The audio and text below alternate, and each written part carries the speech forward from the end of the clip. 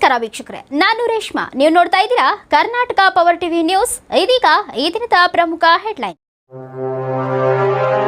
ಮಹರ್ಷಿ ವಾಲ್ಮೀಕಿ ಪರಿಶಿಷ್ಟ ಪಂಗಡಗಳ ಅಭಿವೃದ್ಧಿ ನಿಗಮದಲ್ಲಿ ನಡೆದ 187 ಕೋಟಿ ಹಗರಣವನ್ನು ಖಂಡಿಸಿ ಬಳ್ಳಾರಿಯಲ್ಲಿ ಬಿಜೆಪಿಯಿಂದ ಉಗ್ರವಾದ ಪ್ರತಿಭಟನೆಯನ್ನು ಹಮ್ಮಿಕೊಳ್ಳಲಾಯಿತು. ವರದಿಗಾರ Mohammed Rafi, Karnataka power TV news, Vijayanagara.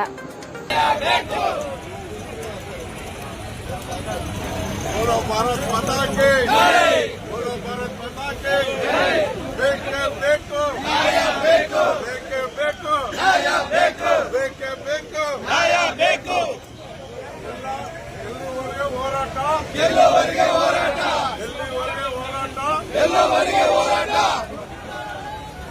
ಬೇಕೆ ಬೇಕು ನ್ಯಾಯ ಬೇಕು, ಬೇಕೆ ಬೇಕು ನ್ಯಾಯ ಬೇಕು.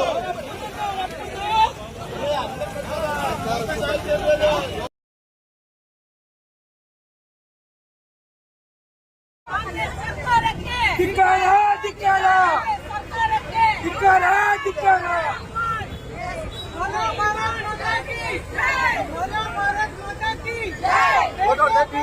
ಡ್ರಾ ಮಾಡಿದ್ದು ಕೂಡ ಗೊತ್ತಿರೋದಿಲ್ಲ. ಅದೇ ಡ್ರಾ ಮಾಡಬೇಕು ಅಂತೇಳಿ ಈ ಸಚಿವ ರಾಜೀನಾಮೆಯನ್ನು ಕೊಡಲೇಬೇಕು. ಅಲ್ಲಿಯವರೆಗೆ ನಾವು ಹೋರಾಟವನ್ನು ಮುಂದುವರಿಸಬೇಕು. ನೋಡಿ, ಭ್ರಷ್ಟಾಚಾರ ಮಾಡಿರೋರೇ ಇವರು ಜಾರ್ಕೊಳ್ತಾ ಇದ್ದಾರೆ. 50 ಕೋಟಿ ರೂಪಾಯಿ ಡ್ರಾ ಮಾಡಿ ಅಂತ ಹೇಳಿದವರು ಯಾರು? ಇದೇ ಸಚಿವರು. ಗೊತ್ತಿಲ್ಲ ಅಂತ ಹೆಂಗ್ ಹೇಳ್ತಾ ಇದ್ದಾರೆ?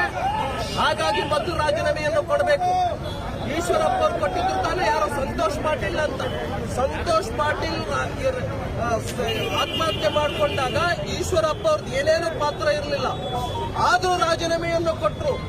ಕೋರ್ಟ್ ಮುಖಾಂತರ, ತನಿಖೆ ಮುಖಾಂತರ ಈಶ್ವರಪ್ಪ ಅವರು ಏನು ಪಾತ್ರ ಇಲ್ಲ ಅಂತ ಆದಾಗ ಈಶ್ವರಪ್ಪ ಅವರು ಮತ್ತೆ ವಾಪಸ್ ಬಂದ್ರು. ಹಾಗಾಗಿ ನಾನು ಹೇಳ್ತೇನೆ, ಕೂಡಲೇ ನಾಗೇಂದ್ರ ಅವರು ರಾಜೀನಾಮೆ ಕೊಡಬೇಕು. ಅದಕ್ಕೆ 50,000 ಸಂಖ್ಯೆಯಲ್ಲಿ ಸೇರಿ ನಾವು ಬಳ್ಳಾರಿನಲ್ಲಿ ಹೋರಾಟವನ್ನು ಮಾಡ್ತಾ ಇದ್ದೀವಿ. ನಿಮಗೆ ಮಾನಗೆಟ್ಟಿರ್ತಕ್ಕಂಥ ಸರ್ಕಾರ ಇದು, ನೈತಿಕತೆ ಇಲ್ಲದೆ ಇರತಕ್ಕಂಥ ಸರ್ಕಾರ. ಸಿದ್ದರಾಮಯ್ಯ ಅವರು ಉದ್ದುದ್ದ ಭಾಷಣ ಮಾಡ್ತಾರೆ.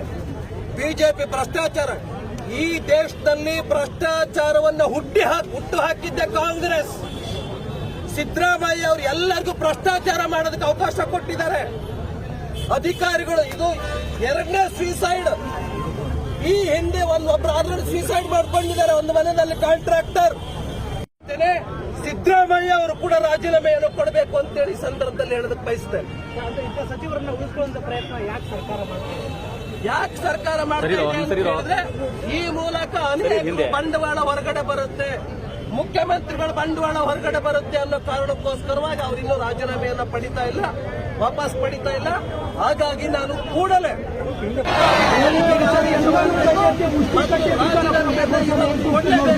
ಇವತ್ತು ಆಗ್ರಹ ಪಡಿಸ್ತೇನೆ.